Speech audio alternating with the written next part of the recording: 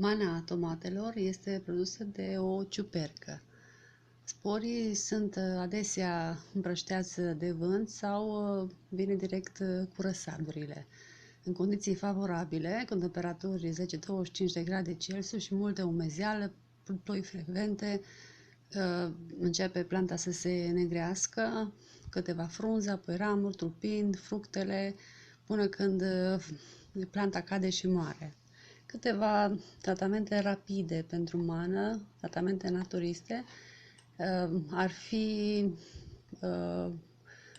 lapte cu zer, 33% o soluție din 33% lapte și 66% apă, lapte cru sau lapte condensat, se stropesc rapid plantele, ar mai fi maceratul de usturoi, decoctul de coada calului, de ferigă, soluția de tinctură de iod, soluție de bicarbonat de sodiu, amestecat cu săpun bio. Sunt mijloace de lupte împotriva manei destul de vehiculate. Ar mai fi zeama de urzici.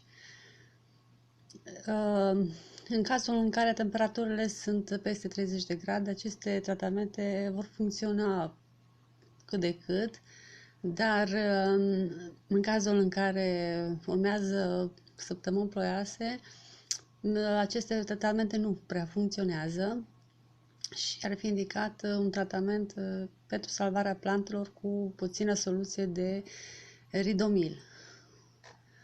În cazul în care temperaturile sunt favorabile, atunci stropiți plantele cu lapte, soluție de lapte și macerat de usturoi, lăsat 5 zile în apă fierbinte și cu soluție de bicarbonat de sodiu.